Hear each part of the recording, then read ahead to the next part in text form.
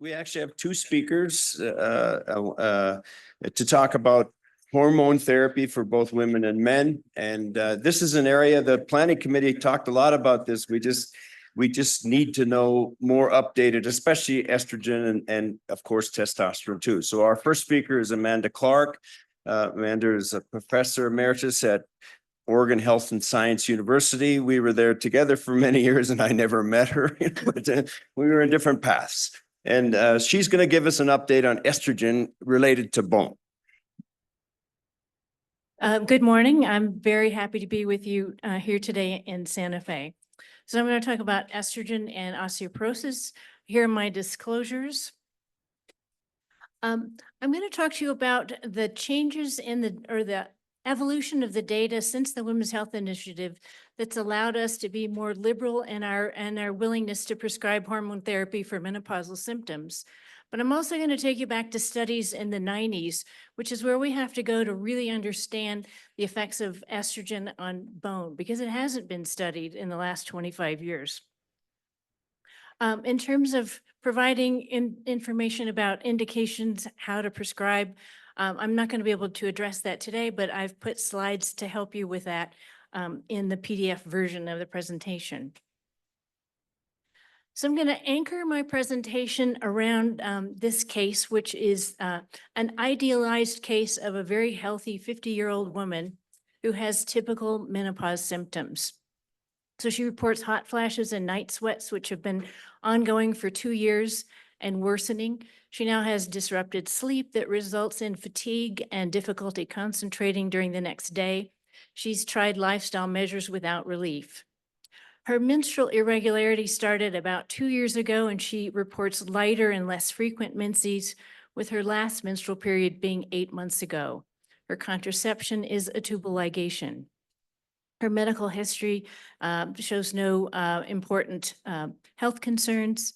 Her family history is significant for her mother having had a hip fracture at age 81. She has normal body weight, and she does all the right things with regard to nutrition and exercise. So she asked us, am I in menopause? And if so, how long will this last? Is there treatment? How might treatment impact my health? And can I prevent having a hip fracture when I'm 81? So in 1997, this is how we answered. We think you're in perimenopause. You might be in menopause, but we don't really know yet. So the definition of menopause is the time of the final menstrual period after 12 months of amenorrhea. So it's always a retrospective diagnosis, and that makes it actually quite difficult for clinical management, but also in research studies, because we can't tell when that final menstrual period is going to happen. How long will her symptoms last? Then we said 1 to 2 years, mostly mild. As far as treatment, then the most common regimen was conjugated estrogen and medroxyprogesterone acetate.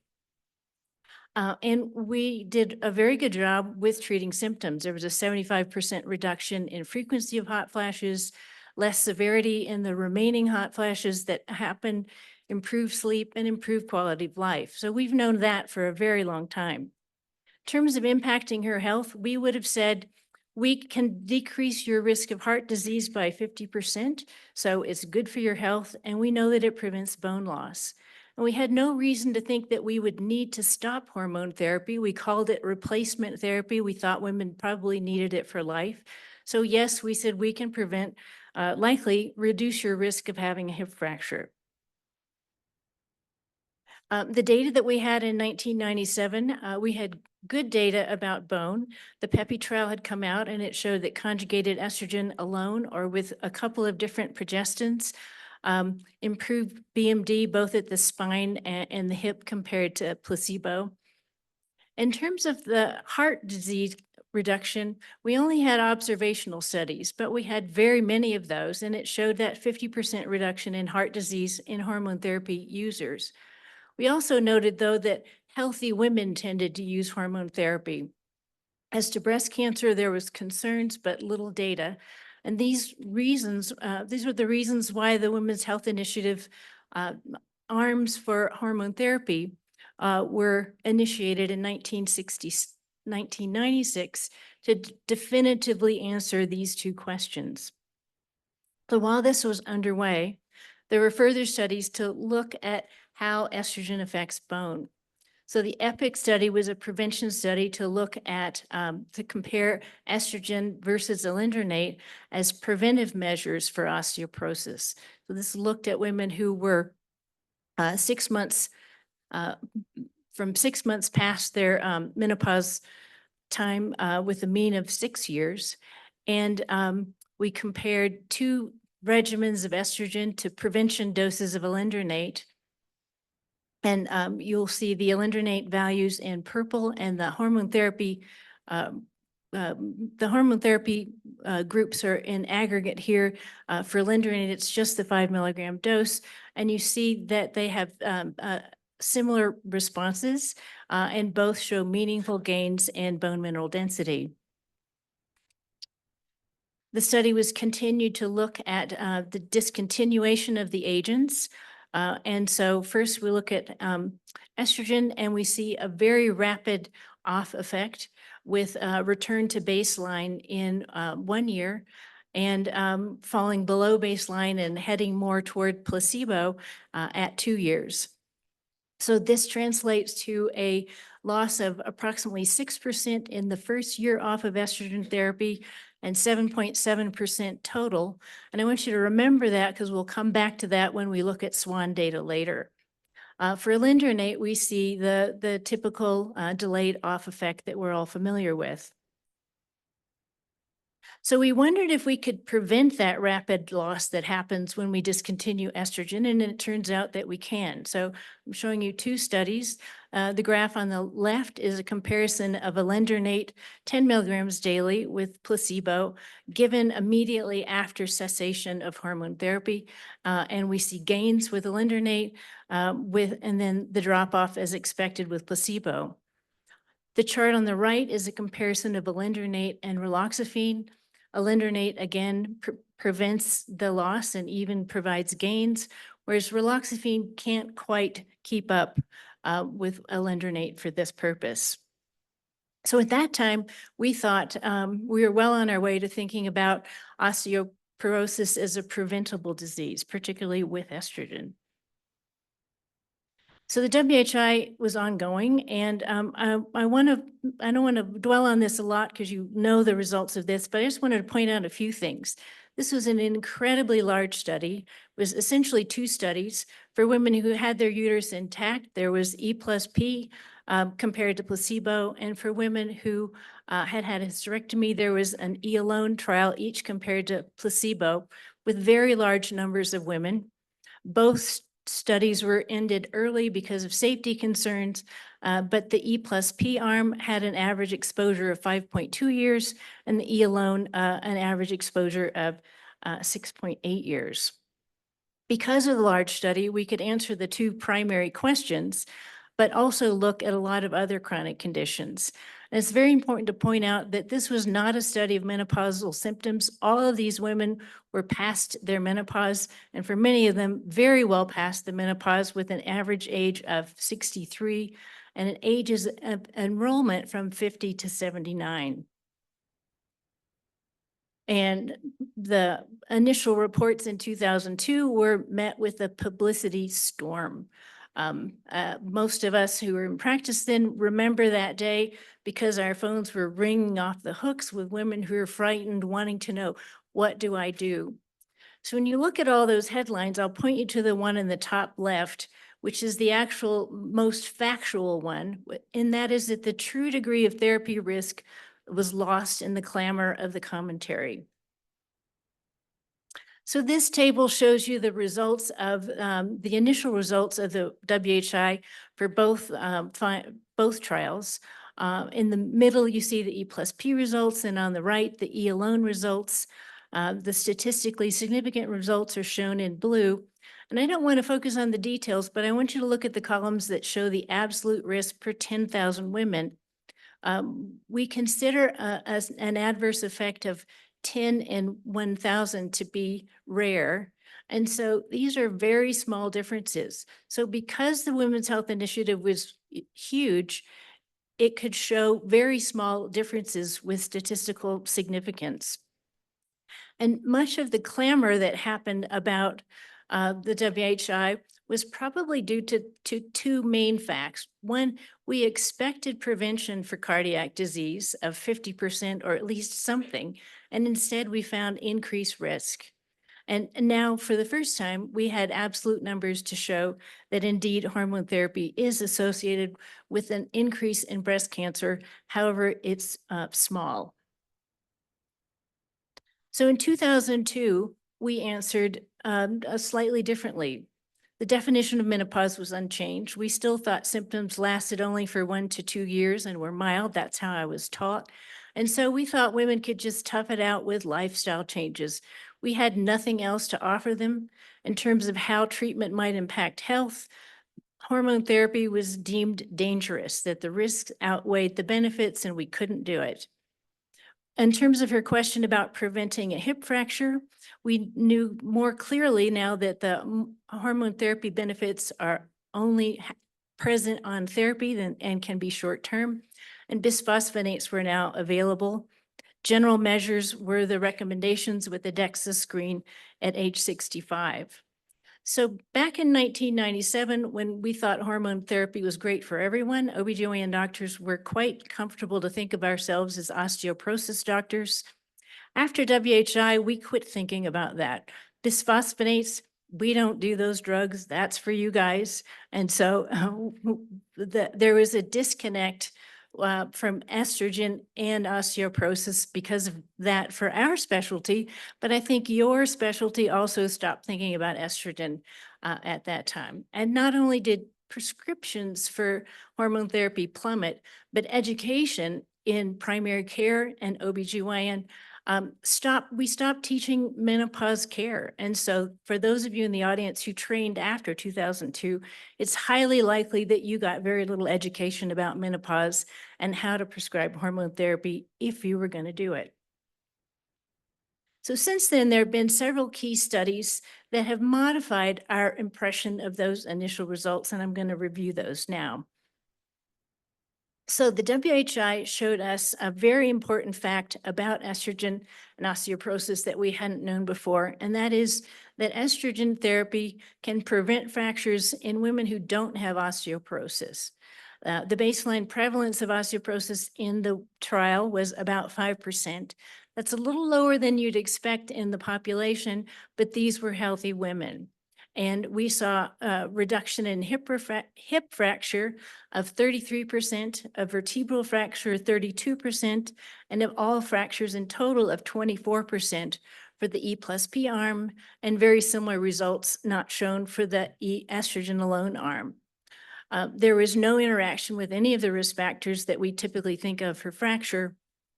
And 3 to 5 years after stopping therapy, the fracture risk was back to that of the placebo group. And we didn't see an increase in fractures during the discontinuation phase of estrogen in the WHI.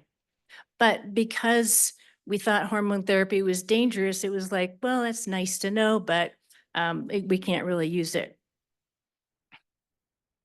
So there's a lot of thinking about why was the WHI findings so different than those observational trials. We expect RCTs to change what we see in observational trials, but not when there's such a huge difference, a 50% reduction versus a slight increase. How could that have happened? And that led to the timing hypothesis, and that was that giving estrogen close to the time of the transition maybe results in very different effects than giving it later. And then the WHI was reanalyzed according to decades of age. This didn't happen until 2013, but this showed that indeed the risks of hormone therapy were much, much lower for the group who is 50 to 59 than older women. And that's what's shown here, just the results for those younger women.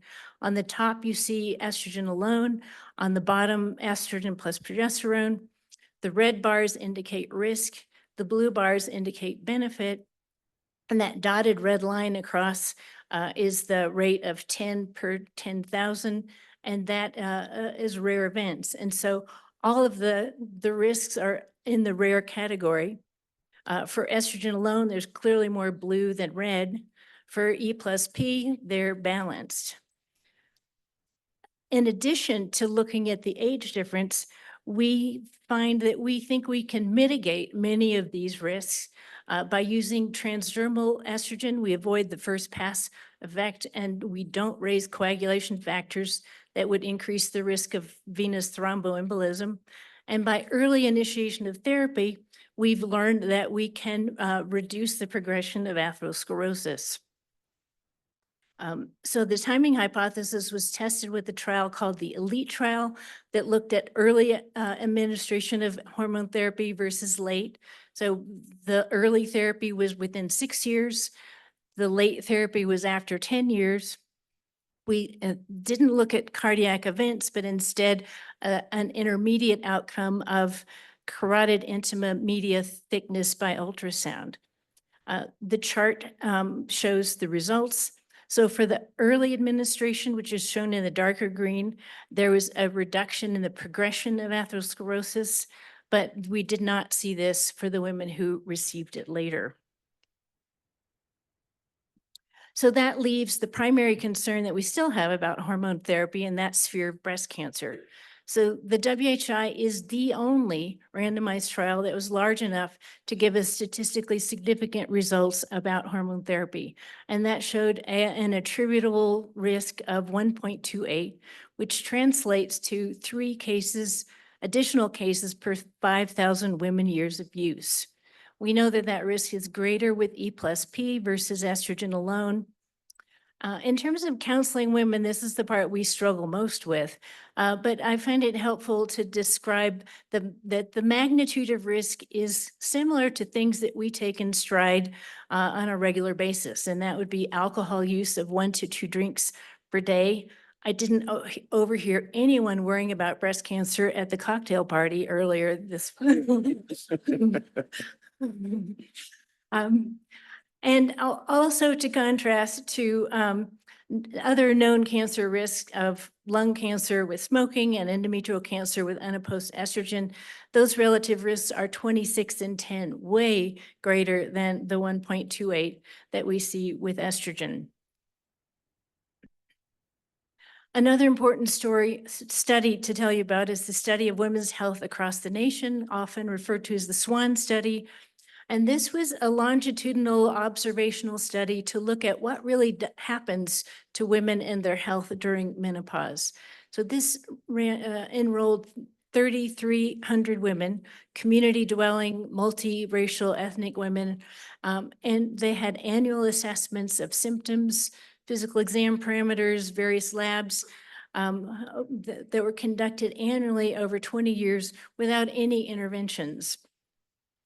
In order to enroll women before menopause, we had to start early. So women were enrolled between ages 42 and 52, and they had to either be premenopausal or in early menopause with only gaps of 3 months in terms of any menstrual irregularity.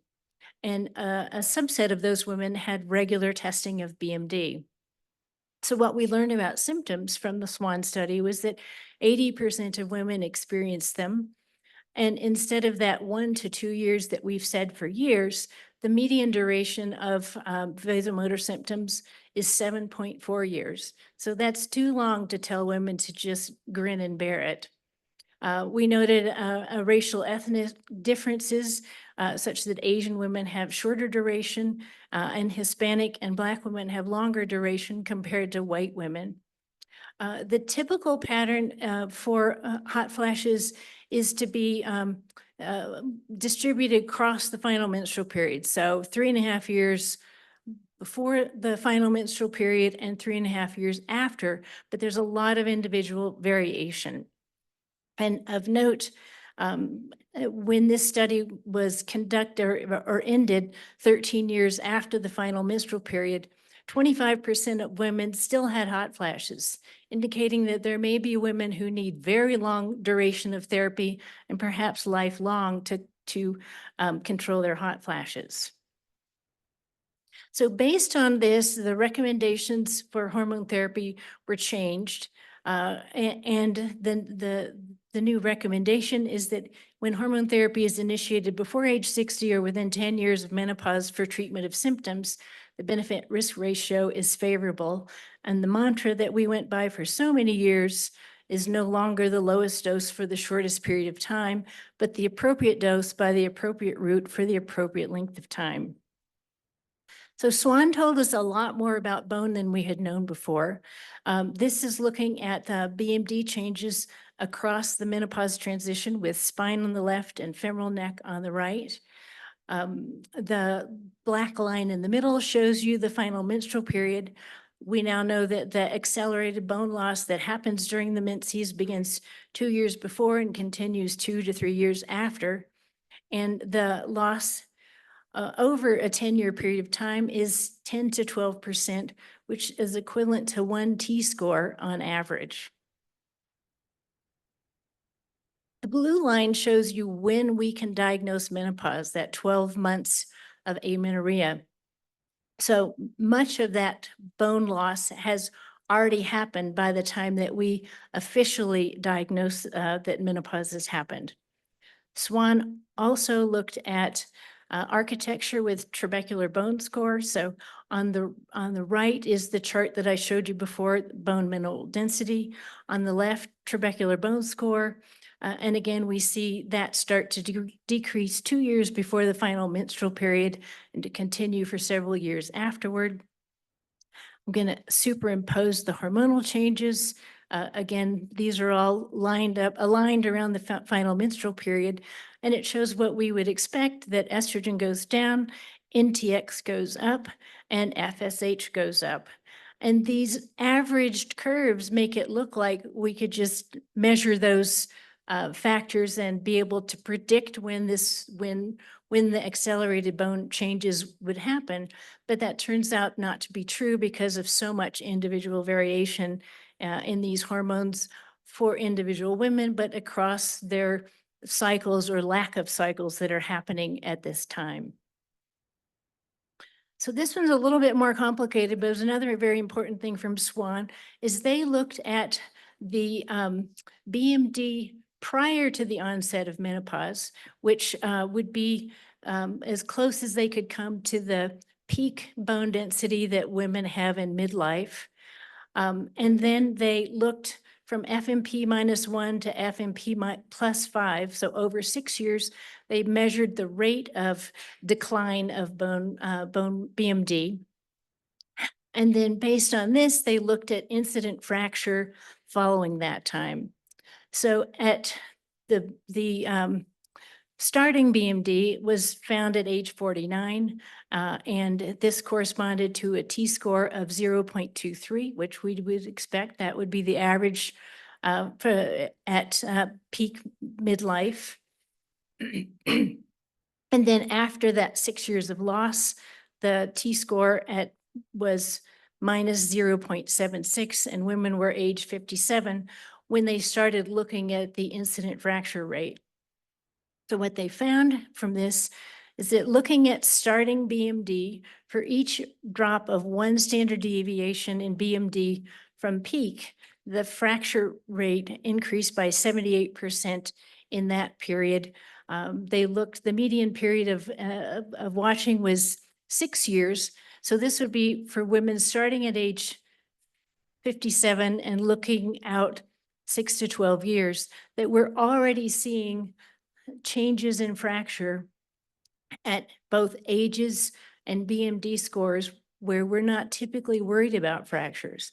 Most of these were appendicular fractures, not hip and vertebral fractures, but something is clearly different for women who start low.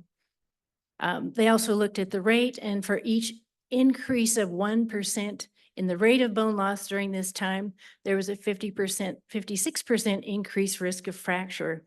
And when you combine that, looking at both starting high and declining fast, we see that even higher rates of fracture. So now in 2024, how does that change how we answer our patient? Same definition of menopause. Now we say 7.4 years on average. Our typical treatment now for hormones is now estradiol 1 milligram orally or an estradiol patch and use of micronized progesterone. We can tell her that estrogen will lessen the progression of her atherosclerosis because we're starting early. It will prevent bone loss and fractures, and that we know her breast cancer risk is approximately 3 in 5,000 per women years of use. On to the question of, can we prevent her having a hip fracture when she's 81? She would now qualify for a DEXA screening for osteoporosis because her weight is less than 127. So she meets the OST criteria for early screening. And because she's an idealized patient, her insurance company covers it. And they send you a letter saying they're delighted to do so. Let's dream a little bit.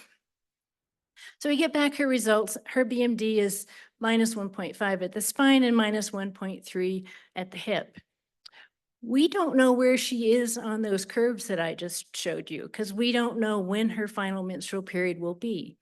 Based on age of 50, her average would be 52. So she would be 2 years ahead of the FMP and just starting to lose bone.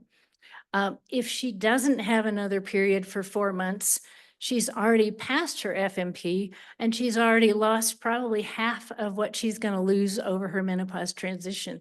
So we know a lot more about bone in retrospect, but we don't know exactly about what's going to happen for her.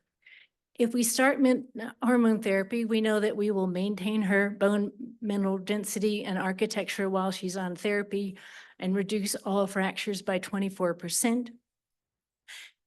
If and when we discontinue hormone therapy, we know she'll have that rapid loss. And so I'll take you back to those studies that I showed you long ago. We would expect a 6% loss, which is very rapid in that first year. But we could mitigate that by short-term bisphosphonate therapy. I guarantee you that the majority of OBGYNs do not know that this happens, nor primary care. And I think this is a really important thing to educate our colleagues about and to treat for. If we don't put her on hormone therapy, we can anticipate somewhere in the range of that 10% to 12% loss, not knowing exactly where she's starting, and predict that on average, she would have osteoporosis by age 60, which we might not even detect until she's age 65. And we could prevent that by short-term bisphosphonate therapy at this time. So in summary, estrogen has a role for, at the time of the menopause transition, for prevention of osteoporosis, which is FDA approved, but for which we just don't have good guidelines to tell us what to do. There's evidence for its benefit in treatment of osteoporosis, but it's not FDA approved officially for that. We have no rule for stopping estrogen after age 60, that we would decide that based on shared decision-making. We want to remember about that very rapid bone loss, and that we want to think carefully about initiating estrogen therapy after age 60. We'll finish with this quote from the SWAN investigators who, for whom I can't say it better, that at menopause, we have an opportunity to prevent bone loss in terms of BMD and the structural changes that happened then, and that perhaps preventing to target might actually be easier than treating to target. So I thank you for your attention and look forward to your questions.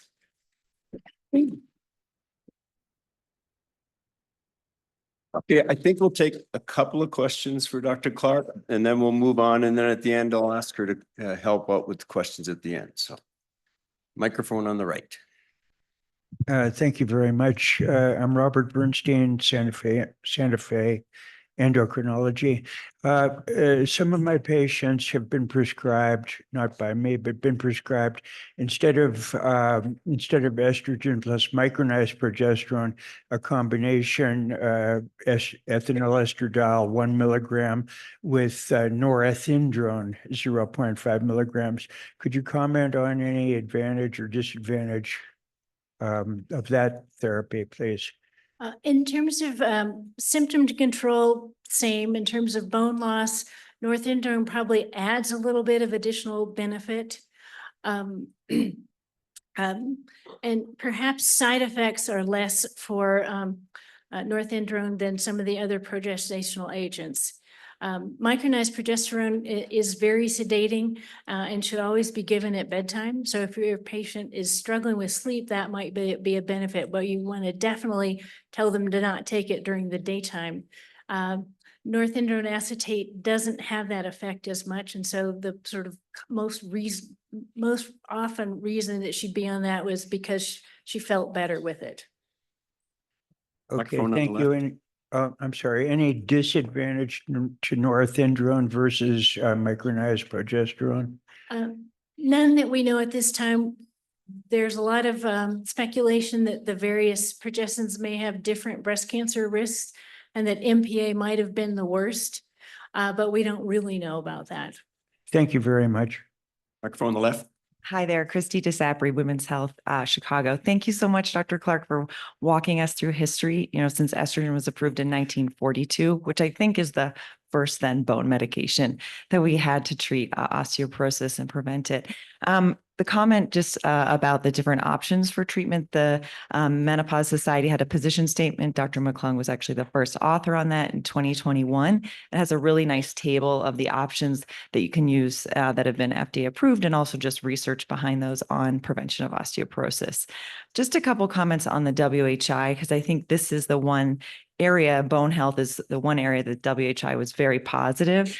And I think that the women in the WHI had more osteoporosis than we think. When we look at the end of the study after 5 to 7 years, many of those women were already on a bisphosphonate. They had maternal history of hip fracture and a sizable amount. So I think the reason we see the fracture reductions we do is that women were at actually higher risk. And I think it also goes to the timing hypothesis that you really shared that, we know that women who are under age 60, can really benefit from hormone therapy. The last comment, one more thing, is Duovy, another option, which is conjugated estrogen and beta-doxyphene, is a really nice option. I hope that we get some more research and longer term research on use of that. Thank you. Oh, I concur with all of those things. And I've listed all of the NAMS guidelines and position statements for osteoporosis and hormone therapy in your slide set. I think we're going to go on to Dr. Snyder. Mandy, would you stay up here and then we'll have more Q&A at the end. Okay.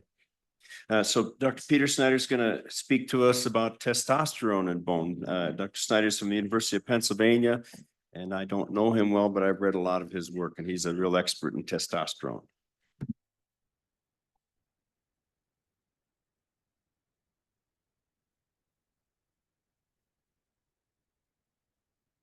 So thank you very much. I'm very pleased to be here at this very wonderful meeting. So the topics I'm going to cover today are the effects of testosterone on bone in severe hypogonadism, the effects of testosterone on bone in moderate hypogonadism in older men, and finally, the role of testosterone in treatment of men with osteoporosis. So first, the effect of testosterone on bone in severe hypogonadism. Several years ago, we began a study in men with severe hypogonadism. This study was conducted with Dr. Felix Worley, who developed the technique of magnetic resonance microimaging. And here we see in the left panel, trabecular bone in the distal tibia of a normal man. So this is a three-dimensional reconstruction from micro MRI data. And this is a man who is 28 years old, has a testosterone of 447. It's normal. The right panel shows the trabecular architecture in a man of similar age, similar BMI, whose testosterone was less than 50 and had been less than 50 for many years. And you can see how deteriorated that trabecular architecture is, even in a man who's 31 years old. Now, we found 10 men who were severely hypogonadal and treated them with testosterone for 2 years. And here we see the serum testosterone concentrations in those 10 men over the course of 2 years. And you can see at baseline at time 0, the testosterone was less than 100, and increased to 600, and remained at 600 for 2 years. And the estradiol concentration also increased.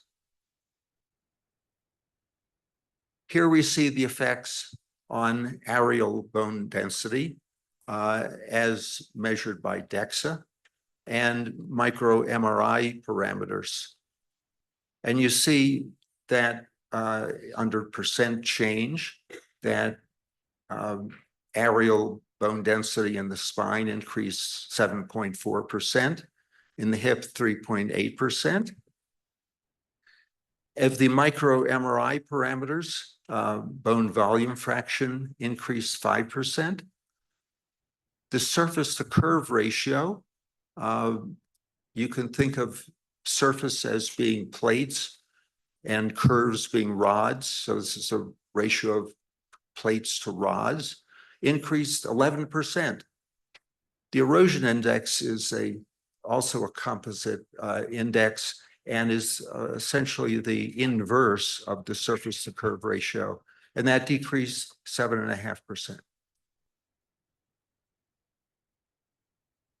Here we see the effects on a single man, a 42-year-old man with a testosterone less than 50 in the left panel.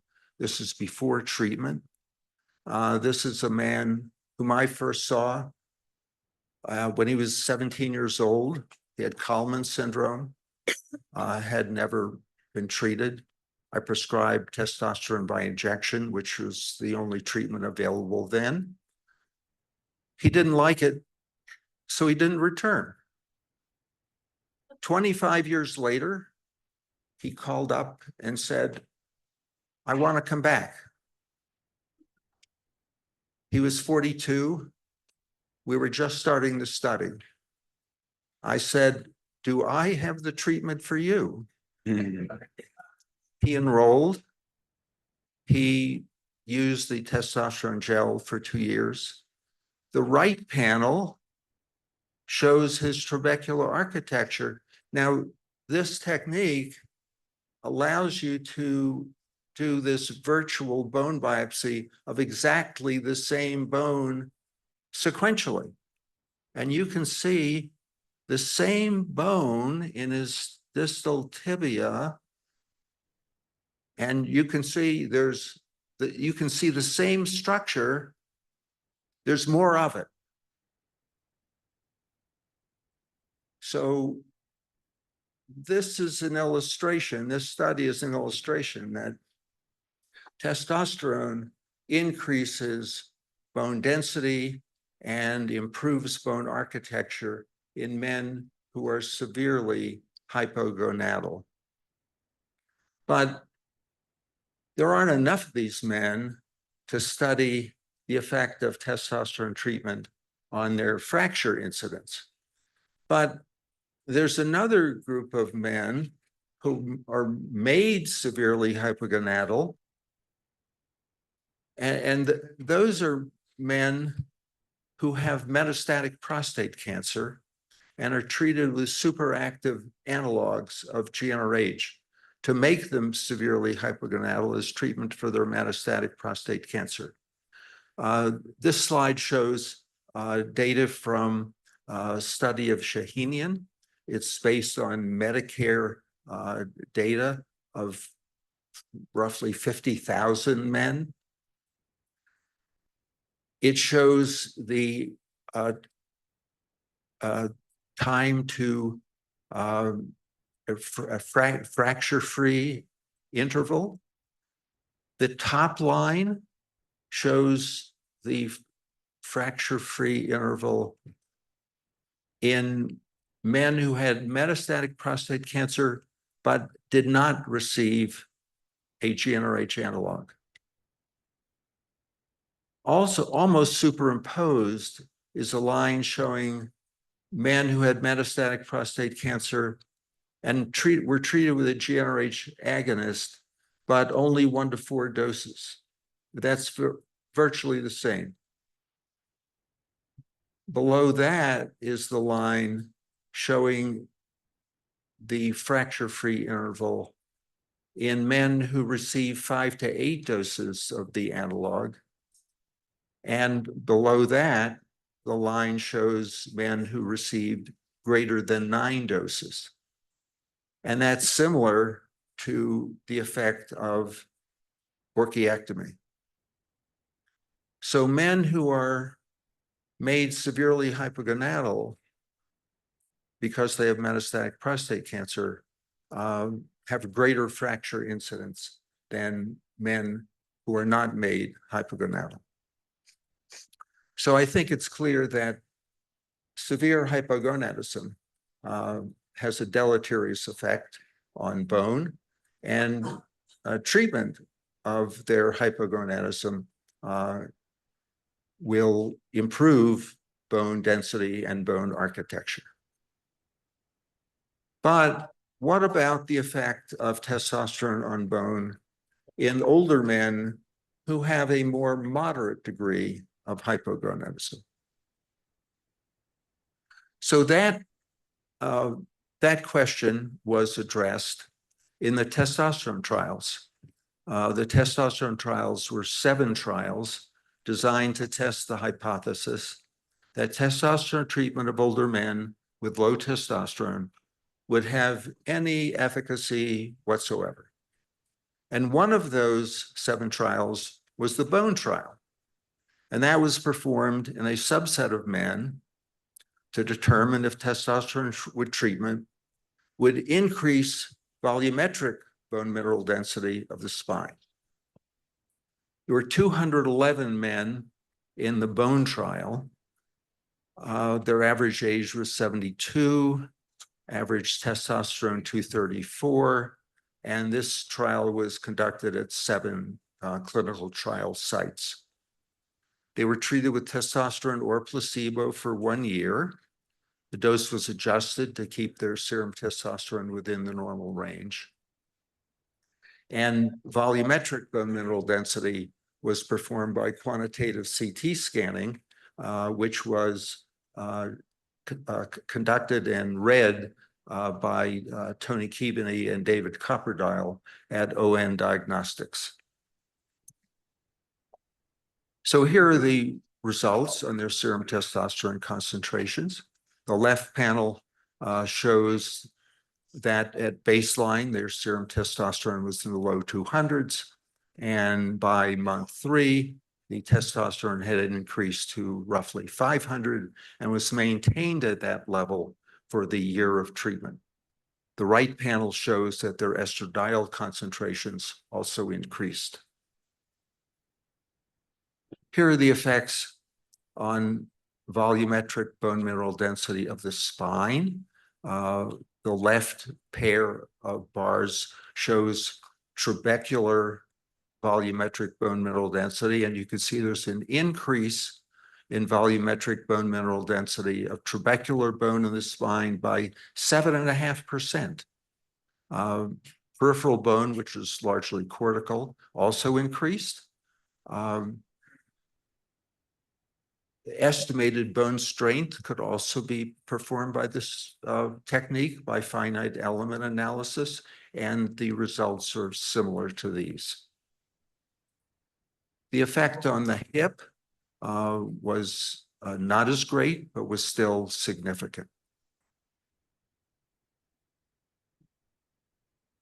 However, you can see 200 men.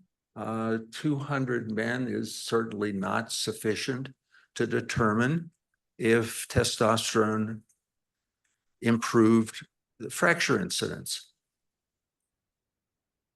But just at that time, when that trial was being completed, the FDA became very concerned that testosterone was being prescribed for men who really didn't need it.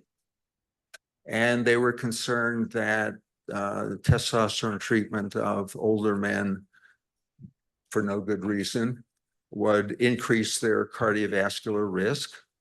So the FDA mandated that companies that made testosterone products conduct a clinical trial to determine if testosterone treatment of old men and middle-aged men would increase their cardiovascular risk.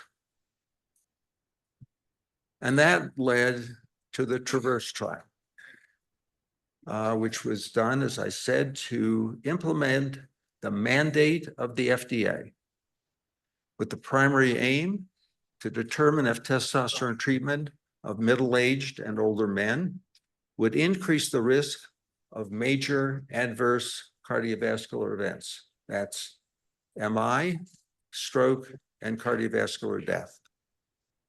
Now, by coincidence, the number of men that were estimated to be needed to implement this mandate was about 5,000 to 6,000 men, followed for about 3 years.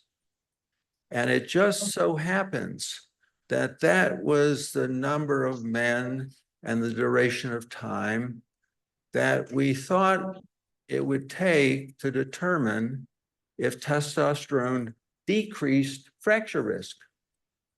So we were able to persuade the companies that were conducting this trial to add as a secondary aim to determine if this treatment would reduce the risk of clinical fractures.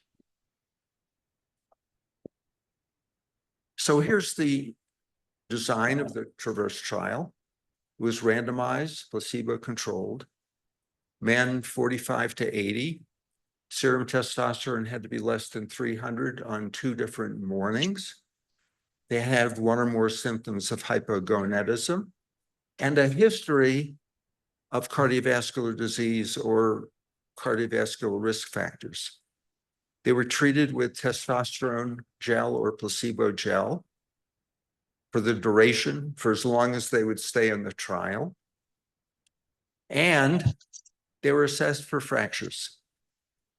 Every participant was asked at every visit if he had experienced a fracture since the previous visit.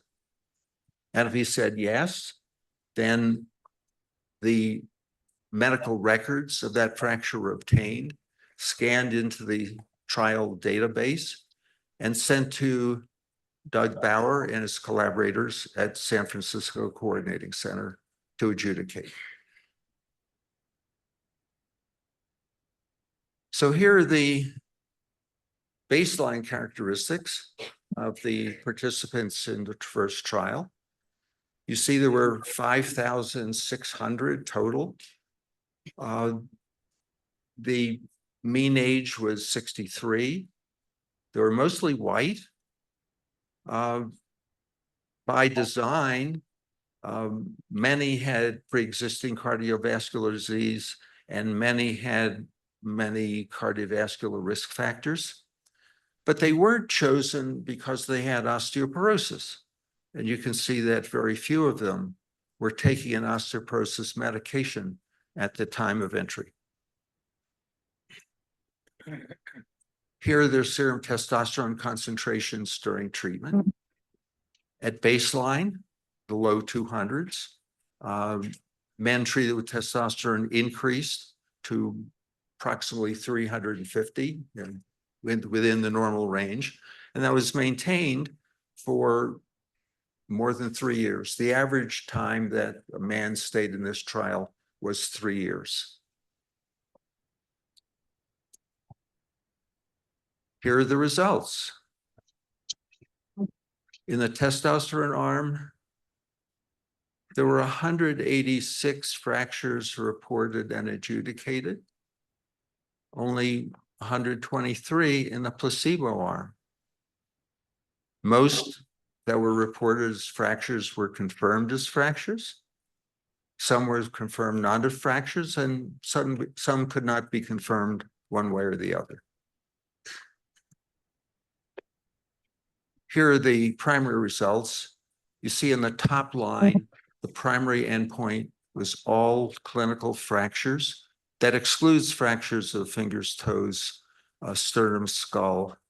You see there were 91 in the testosterone treated arm, 64 in the placebo treated arm, for a hazard ratio of 1.43.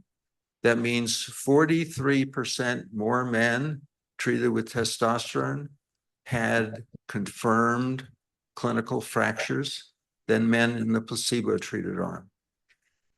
On the right, you see the forest plot, and you see the hazard ratios for all of the different categories of fractures. There were all more in the testosterone treatment arm than the placebo treatment arm. Here we see a Kaplan-Meier plot showing the cumulative incidence of fractures over time. And you see that the two arms, the testosterone arm and the placebo arm, started to diverge early in the treatment. Earlier, perhaps, than one might expect an effect of testosterone on bone strength. Here we see cumulative index for cumulative incidence for other fractures, for non-high impact fractures, for all fractures with those initially excluded added back, and those in people not taking medications for osteoporosis, and they're all the same. Most of the fractures were due to trauma, not surprisingly. Here we see the location of the fractures. Most were of the wrist, the ribs, and the ankles. Those sites are significant because those are similar to the sites of other fractures in other fracture trials. They're also associated with prior fractures. They're associated with future fractures, and they're associated with subsequent death. So these are clinically important. So I can summarize by saying that knowing that testosterone treatment of hypogonadal men improves many parameters of bone density and structure, yet also increases fracture risk in middle-aged and older men, that I recommend that testosterone should be prescribed for men of any age with severe hypogonadism because of its beneficial effects on virilization, sexual function, muscle mass and strength, and erythropoiesis, as well as on bone. But testosterone should not be prescribed as sole treatment for osteoporosis. Thank you.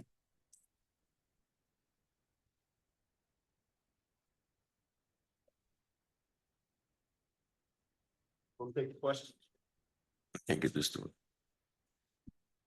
it. We'll take questions now. I have one online asking Dr. Clark, is there an additive effect of hormone replacement therapy in postmenopausal women to traditional bisphosphonates or anabolic drugs?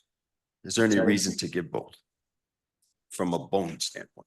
From a bone standpoint, so there's two studies looking at bisphosphonates and estrogen, and when you give them together, the benefit is very tiny compared to estrogen alone. So there's really no benefit for giving those two together. There is data that shows that teriparatide works in the presence of estrogen. For DMAB and ROMO, we don't know. Question on the right. Hi, good morning. Neera Medici from endocrinologist, Albany, New York, for Dr. Snyder. Have there been any studies looking at injectable testosterone on BMD? In fellowship, I was told that if you wanted to use testosterone to help with BMD, you should use injectable testosterone. Could you comment? Yes, the route of testosterone treatment on bone mineral density does not affect the results. The initial studies of testosterone and bone mineral density were done prior to transdermal preparations. They were done in the 1980s to 90s. Larry Katz-Nelson was first author on one of those first papers. There were several others. So the route of administration does not matter. It's the serum testosterone concentration, although typically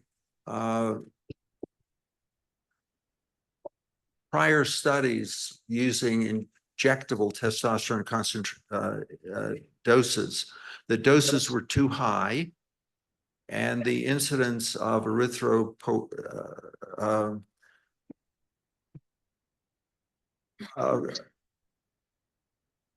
I'm blanking on Polycythemia. No, not polycythemia. Erythrocytosis is the word I'm looking for. The incidence of erythrocytosis was very high. And the reason is the doses of injectable testosterones are often too high. I have an online one for Dr. Snyder. Just brief comments on PSA levels and prostate cancer in the large study that you just shared with us. So testosterone treatment of someone who's hypogonadal will invariably increase the serum concentration of PSA. But in the TRAVERSE trial, there was no difference in prostate cancers in the testosterone arm compared to the placebo arm. But a caveat to that statement is that in testosterone trials, great effort is made to avoid the trial being stopped prematurely because of more cancer in the testosterone arm than the placebo arm. So men are screened very carefully to exclude those who are at high risk of prostate cancer. So even though in the testosterone trials and the TRAVERSE trial, there was no difference in prostate cancer between the two treatment arms, the incidence of prostate cancer in both arms was extremely low. And that's probably does not reflect real world situation. Dr. McClung? Mike McClung from Portland. Dr. Snyder, thank you for a very clear presentation of very interesting data. Is it the testosterone or the increase in estrogen that is responsible for the improvement in bone density and bone architecture that you note? So I showed that estradiol increased, Right, as well as testosterone increased, and because in men, estradiol comes from conversion, peripheral conversion from testosterone. And none of the trials that I mentioned attempted to determine whether the effect on bone was due to a direct effect of testosterone or via dihydrotestosterone or estradiol. But I think that many of you know that there have been other studies, first by Sandeep Khosla and then Joel Finkelstein, that show that most of the effect of testosterone on bone is mediated via estradiol. Right. Good, thanks. Microphone on the left. Hi, for Dr. Snyder, Michelle Hutchison, I'm at UNM, pediatric endocrine. And I had a kind of a similar question to that, which is given that, you know, you have aromatase activity in the bone and that the estrogen is acting locally, would you expect the serum level of estradiol to really predict anything? And then secondly, do you think that increase in fracture? Let's do one question. Yeah, at a okay, time. cool. So if you administer testosterone and the serum testosterone increases, the serum estradiol will increase. Right. It just happens. Right. Because with the exception of a very few reported cases, testosterone is always aromatized to estradiol. Yeah, right. But the serum level may not exactly correlate with what you're seeing locally in the tissue. That's all I'm saying. You know, it may be a marker, but it may not be exactly relevant, the same. But my other question is, do you think the increase in the fractures in the treated group was because they felt better and they were getting out and doing more activity? Because you're right, the diversions happen very quickly, faster than you would expect for the physiology to change. Yeah, so when, you know, during the course of the trial, we had monthly calls to monitor what was going on. And we knew how many fractures were occurring. And then when the trial was over, the unblinded statistician, Kevin Buer, at the University of Wisconsin, presented us with results. Our first reaction was, you mixed up the groups. He said, no, the group that had the higher number of fractures had the higher testosterone. And then when we finally sunk in that there were more fractures in the testosterone arm, we started to speculate, how could that happen? Testosterone improves bone. How could it make fractures worse? And it was Kevin Buer who speculated, well, maybe the men who were treated with testosterone got into more bar fights. I had the same thought. This one online for Dr. Clark, and maybe you can pipe in as well. Any evidence for giving testosterone to postmenopausal women with osteoporosis? Because we know it's done quite a bit. Is there any evidence that there's a role for testosterone from the bone standpoint for women?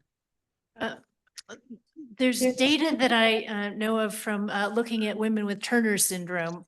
So there are women where you can compare estrogen and estrogen plus testosterone and not have to worry about what's going on in the background. And in those studies, testosterone didn't confer any benefit.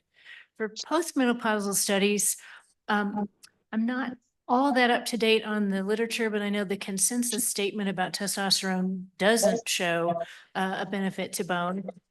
We do know that it's beneficial for sexual function. So a lot of it is prescribed for that. And there's hope that it helps with bone and muscle, but no studies that actually confirm that to my knowledge.